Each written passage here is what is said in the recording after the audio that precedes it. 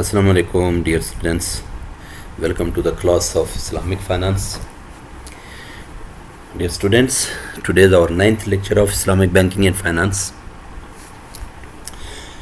If you remember in the previous lecture, I told you that two topics will be discussed in the next classes. From those two topics, the one is discussed today, that is derivatives in Islamic finance. The other topic, which is sukuk, will be discussed in lecture 10. Today only we discuss derivatives in Islamic finance, that what is the rule of derivatives in Islamic finance. Either can we use derivatives in Islamic framework on the Sharia compliance, or we are not able to use derivatives in Islamic framework. So today we will discuss these. So derivatives are the topic of finance, conventional finance. So maybe possible you have studied in semester 4 in business finance subject. If you haven't studied the derivatives, today we will discuss some conventional concepts of the derivatives and Islamic framework concepts of the derivatives, and you will be able to know almost 50% of concept about the derivatives and the concept of the Islamic framework of derivatives. So let me start with the lecture objectives. Today's lecture objectives are, first of all, first objective is what is derivatives. We will define derivatives, we will discuss derivatives, then rationale. Why do we need derivatives? Why we use derivatives? What is the purpose of derivatives? Why organizations mostly dependent on the derivatives? Then Sharia compliant derivative instruments, that on the base of Sharia compliance, what are derivative instruments? Then we will discuss forward contracts, then future contracts, we will discuss options and swaps. So let me start with the very first topic, that is what is derivative. So definition: the derivatives in the conventional concept, in the conventional base, on the base of conventional financial instruments. The derivatives are financial instruments that derives its value from the underlying value of underlying assets. It means that the value of one asset is dependent on the value of another asset.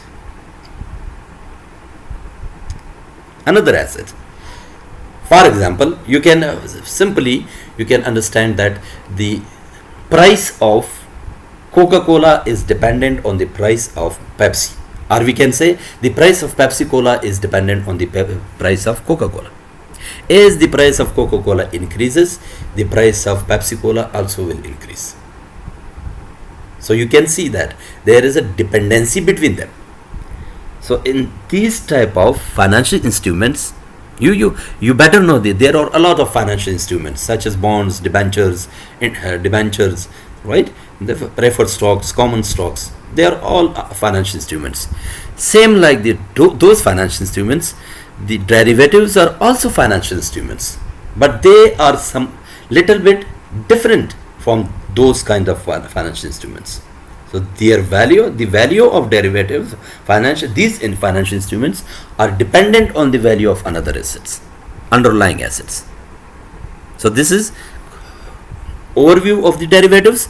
There are some types of derivatives: options, futures, forwards and swaps. These four types of derivatives are mostly common in the world. Most of the organizations use these four types of derivatives. A derivative can be defined as a financial instrument. Before I told you, it's the same like the bonds, the debentures, the mortgage bonds, right? The preferred stocks, the common stocks, same like those instruments. The derivatives are also financial instruments whose value depends on or derives from the value of others, more basic underlying variables. So what will be the underlying variable? Mostly the underlying variable is price.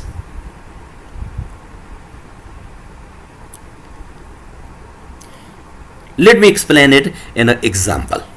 In another example. Before I told you, I explained it in an example. Now I'm again explaining it in another example.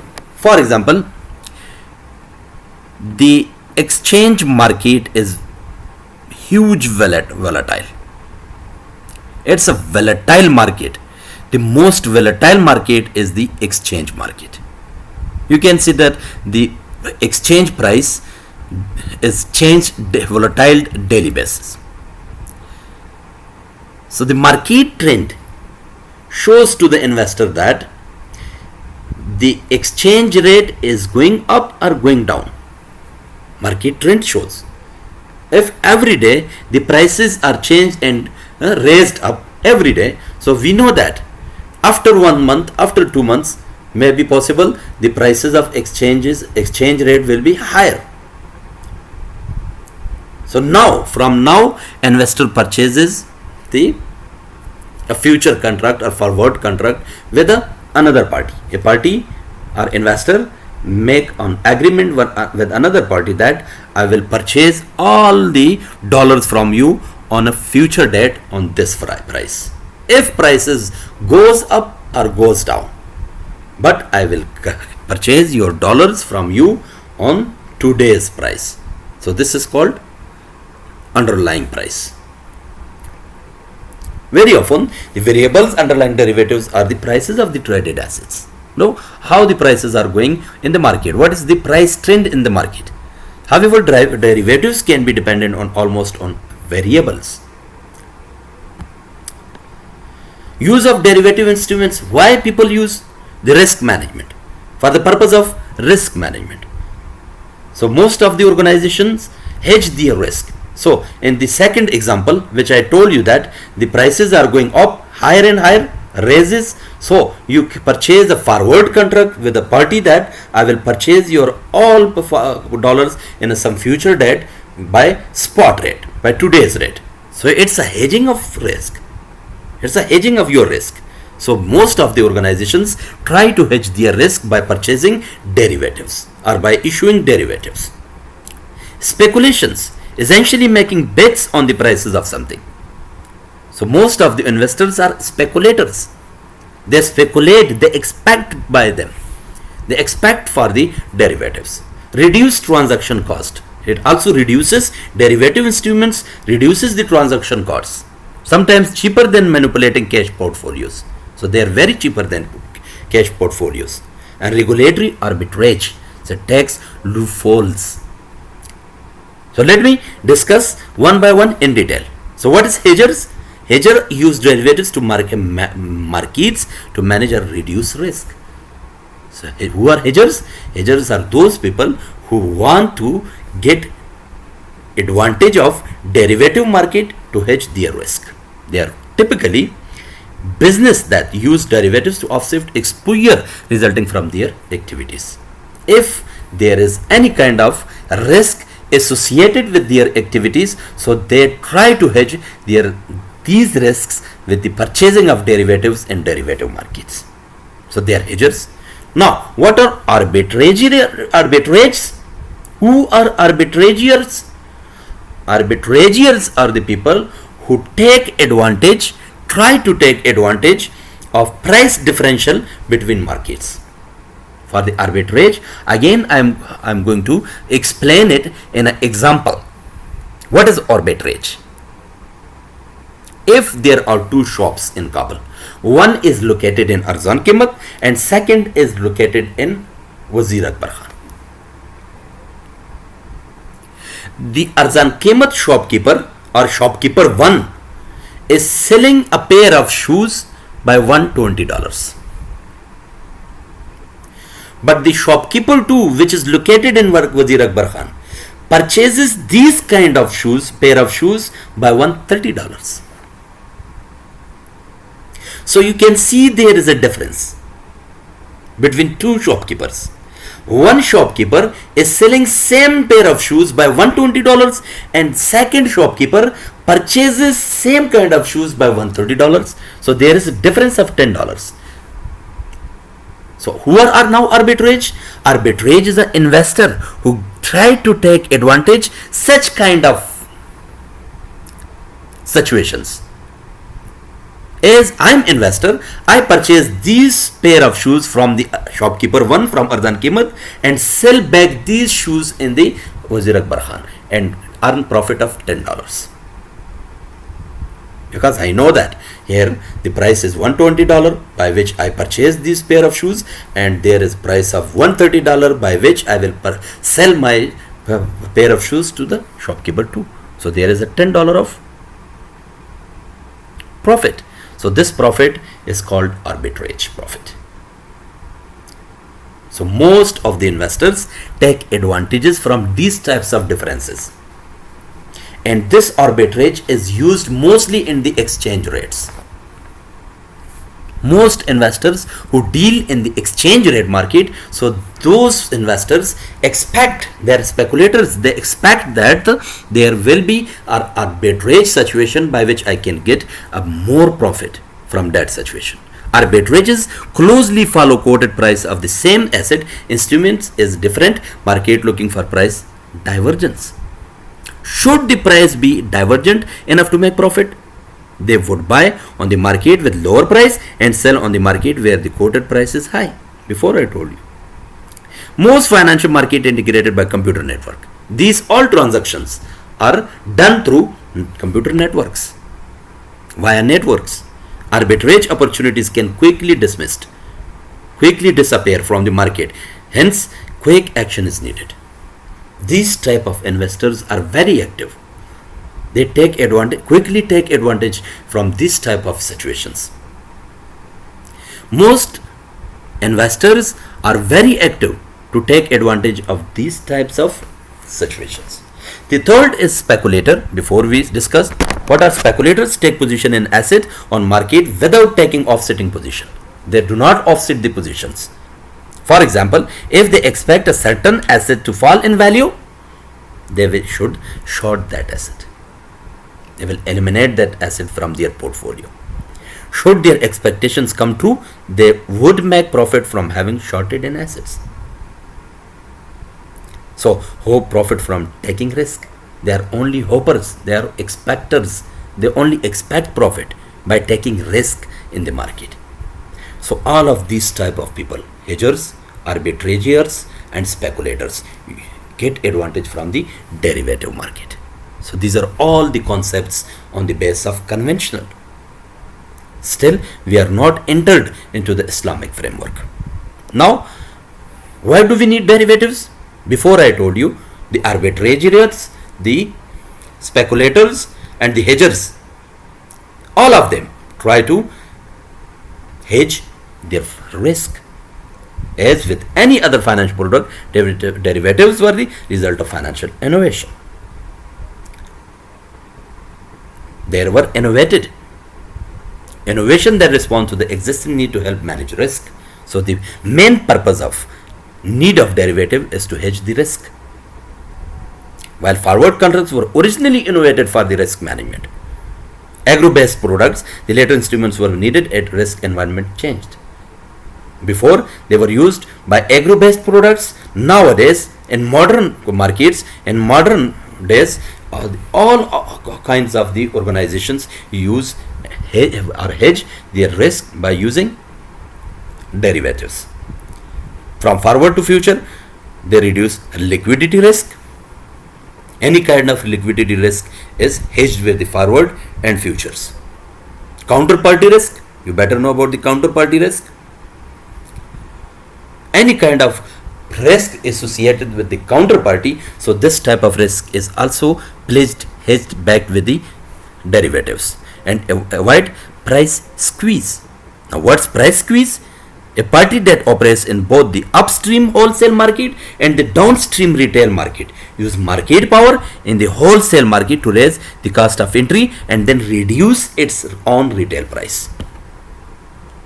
So by purchasing of forward and future contracts, so most of the investors, most of the hedgers and most of the speculators avoid price squeeze. Now from future to options, increased flexibility. Why? Derivatives are used to increase flexibility in their portfolio, ability to take advantage of favorable price movements. If there are favorable price movements, there are a lot of price movements, huge price movements, so they lock in. This price movement will be locked in, managing contingent claims and liabilities. The objective of all these innovations is risk management. Why the derivatives are used? Simply, you can say that derivatives are used to hedge the risk. Clear? Now, we are entering to the Sharia compliant derivative instruments. All Islamic financial instruments in general must meet a number of criteria in order to be considered halal or permissible. So its base, it's fundamental for the Islamic finance. It's fundamental for the Islamic activities. So all the activities associated with your business or organization must be halal or permissible. So at a primary level, all financial instruments and transactions must be free of at least the following items: that riba, free of riba. All activities must be free of riba, free of gharar, we studied before, uncertainty, free of maisar, which is gambling, free of gambling, and free of other undue activities, undue practices which will bring activities into the haram. So these are Sharia compliant derivatives. Now we and you, all of the Muslim, can understand that either our activity is permissible, halal, or not permissible. If there is associated riba, or if there is associated gharar or uncertainty or measure or other undue practice, so we can say that the activity is not permissible by the Islamic framework. Sharia compliance is against this activity. So Islamic Financial Service Act 2013 defines Islamic derivative as an agreement. It must be an agreement including an option, swap, future or forward contracts made in accordance with Sharia, whose market price, market value and delivery or payment obligations are derived from reference to or based on but not limited to Islamic securities, commodities, assets, rates, including profit rates of exchange rates or indices. So, Islamic Financial Service Act 2013 defines Islamic derivative as the type of Islamic derivatives that are currently in use are Islamic forwards, Islamic swaps, country swaps, and Islamic profit rate swaps, Islamic cross-country swaps, and Islamic options and future contracts. So these are the Islamic derivatives which are under use nowadays in the world. There are a number of Sharia contracts have featured resemble derivatives and can be used for hedging, such as salam, which we discussed before, istisna, we discussed before, urban and hamish jidya. So these are the contracts by which you can hedge your risk. The muamala contract that are used to create product which have features similar to forward, future, options and swaps are commodity murabba, musawamma, bay al-ina, BBA we studied before, tawaro we studied, and what. All of these are studied in before lectures. So if they are similar to them, then they are forwards, futures, options and swaps. In addition to these requirements for financial instruments, the Sharia has some basic conditions with regard to sale of an asset. In this case, real assets is opposed to the financial assets. So these are Sharia compliant derivative instruments. According to the Sharia, for a sale to be valid, so when sale is valid, the commodity or underlying asset must currently exist in its physical sellable form. Physical and sellable form. Then it will be permissible. Then it will be valid according to Sharia principles. The asset must be available. If there is no asset and you are making a contract with the other party, so it will be not permissible. It will not be halal because there is not existence of underlying asset. Physical appearance is not available or it is not sellable currently. The seller should have legal ownership of the asset in its final form. Availability of the underlying asset and ownership, final ownership of the underlying asset must be necessary to be the halal of the Islamic derivatives. These conditions for the validity of sale would obviously render impossible to the trading of derivatives. So it brings on impossibility under the trading of derivatives. However, the Sharia provides exceptions to those general principles to enable deferred sale where needed. Clear? Next, the derivatives. First of all, we start forward contract. It's a derivative instrument. It's a financial instrument which is called derivatives. So forward contracts are the contract which is mostly used for the derivative concepts, financial instruments. So first of all, we will discuss the forward contract in conventional form, in conventional framework. So what's forward contract in conventional framework? A contract between two parties for one party to buy something from the other at a later date at price agreed upon today. So when you purchase a product from seller and you agreed upon with him to purchase this product in some future time, but on the agreed price of today. It can be contrasted with spot contract, which is agreement to buy or sell asset today. Spot contract. You are purchasing a car today and paying price of car and taking away the car from the seller. So this is spot rate. But in forward contract, you purchase a car today on today's price and you will get car after 1 month in some future time. So this is called forward contract. A forward contract is traded in the over-the-counter market, open market, usually between two financial institutions or between a financial institution and one of its client, its customer. Function in financial operation: hedge risk. What is the function of forward contract? It hedge risk as a mean of speculation. Before, who are speculators? So they are expectors, or to allow a party to take advantage of quality of the underlying instruments, which is time sensitive. It's time sensitive. Time sensitive future contract.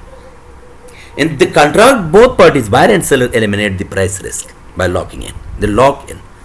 They lock the prices. The price at which they would carry out the transaction at the future date. So this is forward contract. Next, future contract. Future contract is same like forward contract. They are both same concepts. A future contract is an agreement between two parties to buy or sell an asset at a certain time in the future for a specified price, but not on the spot price. They agreed upon a product to purchase in some future time in some future fixed price. It's not necessary to be this price on today's price, spot price. No, there is not necessary like the forward contract that they will purchase a product on spot price for in some future time. No, they will purchase a product in some future time for a specified price, agreed price. Unlike forward contract, future contracts are normally traded on exchange. To make trading possible, the exchange specifies certain standardized features of the contract. So there are special standardized features of the future contracts, which are different from the forward contract. Clear? Now, forward and future, both we discussed on the conventional framework. Now we will discuss forward and future in Islamic finance, in Islamic framework. Main issue of forward and future is determining price and asset to future date. So this is a big issue for the forward and futures in Islamic. So before we told you that every activity of Islamic finance must be free of haram, right? Usury, interest, uncertainty, gharar, right? Undue activity, undue practices, and gambling. So you can see here there is uncertainty. In forward and future, there is uncertainty. May be possible the price of underlying asset will increase, will rise, or may be possible the price of underlying asset will decrease, will fall. So it's uncertainty. So this uncertainty will be a huge problem, huge issue for the Islamic finance. A number of instruments, contracts exist in Islamic finance that could be considered a basis for forward future contracts. So they are same like the forward and future contracts. Within Islamic framework, these are salam contract, You better know about the salam contract. We studied before the salam contract. Salam contract is a sale whereby the seller undertakes to supply some specific goods to the buyer at a future date in exchange of an advance price fully paid at spot.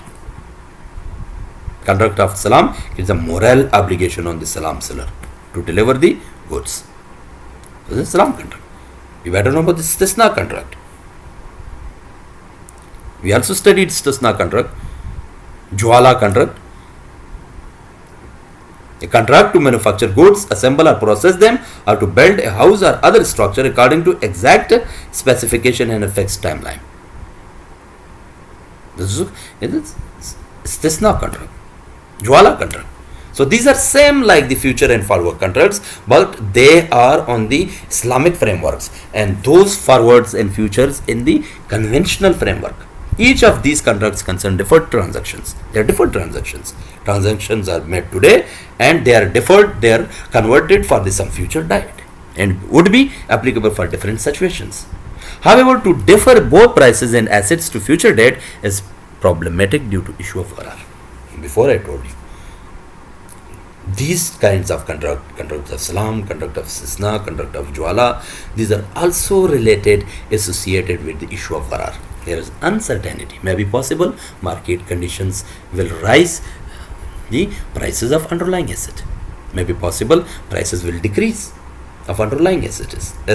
So it shows that there is gharar, uncertainty in the transaction. So this gharar shows that it will be not permissible for the, but most of the scholars, Islamic scholars, allow the salam contract, istisna contract and the jwala contract for the purpose of derivatives. OIC Fiqh Academy, there is a OIC naming Fiqh Academy rule that differ both the counter value in the trading of commodities, means forward contract is not permissible, but recommended that such commodity trading follow salam rules in order to be permissible. If the forward contract and future contracts are not permissible by the Sharia compliance, they are prohibited, they are forbidden. But if the forward contract and future contracts follow the rules of salam contract, then they may be permissible. If follows that forward and future contracts may use salam contract, but this requires full payment of the assets price at the time of contract. You are supposed to pay all the price of underlying assets on the spot when you are going to make transaction. At that time you are supposed to pay all the payments of the price of the underlying asset. Specification of the reference must be clearly made, quantity must be clearly identified, type must be clearly identified, date delivery must be clearly identified on the day of transaction. The first and probably the most relevant of these to modern day forward and future contracts would be the salam contract. Salam contract is used instead of forward and future contracts in the Islamic Sharia compliance. If salam rule followed, then should be approved by all scholars. Clear? Next option. Again we option discuss in the conventional framework. So option contract definition: financial instrument that convey a right but not an obligation. It's only right to engage in a future transaction on some underlying securities or future contract. So same like the future and forward. It's option are traded both on exchange and over the counter market. They are traded on the both markets. There are two types of options: call option and put option. In call option, the holder has right to buy the underlying asset back from before the maturity. In put option, gives the holder of to sell the underlying asset by a certain date for a certain price. Right? Holder has right to buy the underlying asset and holder has right to sell the underlying asset by a certain date of a specified. So there put option and call option. The price in the contract is known as the exercise price or strike price. When you give call option for your underlying assets, you call back and redeem your financial instruments, then the price which you are paying on time of call is called call price or strike price. The date in the contract is known as the expiration date or maturity date. Clear? Now, options in Islamic finance. When viewed solely as a promise to buy or sell an asset at a predetermined price within a stipulated period, Sharia scholars find nothing objectionable with options. So, it's same like before salam. So, you are predetermining everything from now, and you are paying the price of the commodity. You are quantifying the quantity of the underlying assets. Everything is predetermined. Then there is no objectionable with the options by all scholars. It is in the trading of these promises and charging of premium that objections are raised. When they charge premium, so this premium charging raise the objections of the scholars that these premiums will not allow in the Islamic framework. Islamic framework, the premium is against the Islamic Sharia compliance. Options have generally been examined under the fiqh doctrine of al-khairat, contractual stipulation, or under the buy al-urban concept, urban being a transaction in which a buyer places an initial good faith deposit. So options are examined under the buy al-urban concept and also doctrine of al-khairat concept. So if the options are matched with the rules and regulations of these two concepts, then options are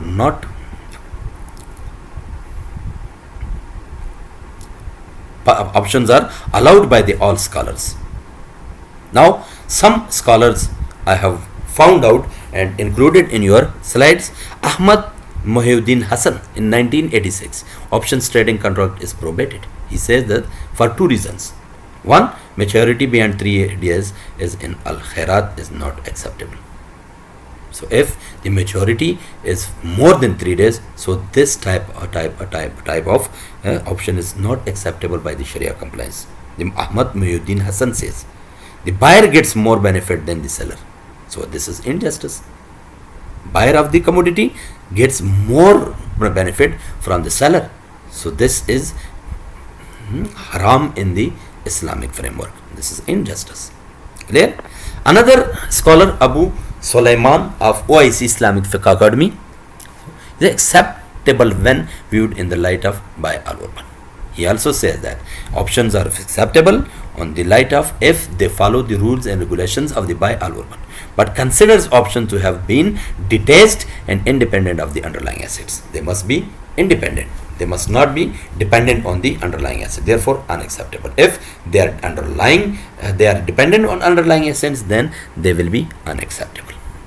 Mufti Taqi Usmani of OIC Islamic Fiqh Academy, that the promises as part of a contract is acceptable in Sharia. However, the trading and charging of premium for the promise is not acceptable. Before I told you, if call option and put option gets premium, then this premium cancels the use of options in Islamic framework.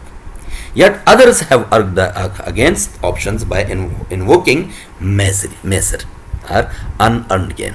There is unearned gain. That's the profit from options may be unearned. Clear? Another, Hashim Kamali, 1998. Options trading is acceptable. He says, invokes the Hanbali tradition. On the base of Hanbali tradition, option is acceptable. Cites hadith of Barera radiallahu ta'ala anhu and Haban ibn Munaqid radiallahu ta'ala. Also draws parallel with the al-urban in arguing that premiums are acceptable. So they say that on the tradition of Hanbali, the premium is acceptable in the options. Also cites that contemporary scholars such as Yusuf al-Qaradawi and Mustafa al-Zarqa have unethical al-urban similar stand by Iranian scholars. Sharia Advisory Council SAC of Securities Commission, though no formal opinion on stock or index option, the SAC has allowed other options like instruments. Warrants are free, TSRs, call warrants. Each of these are really options like instruments. Example, call warrants are simply long dated call options, have similar risk payoff profile. Next, the last topic is swaps. Swaps are also firstly discussed in the conventional framework, a bilateral contract where the parties agree to exchange a series of cash flows at fixed periodic intervals based on the underlying assets. So when the contract is agreed by bilateral parties to exchange a series of cash flows at a fixed periodic intervals, predetermined periodic intervals, on the base of underlying assets, not predetermined but on the base of only dependent on the underlying assets. Features of swaps. What are the features? They are exclusively traded on the over the counter market. Other types of derivative include swaps and hybrids. They are types of swaps. Their creation is a process called financial engineering. When the creation of swaps is processed, this type of process is called financial engineering.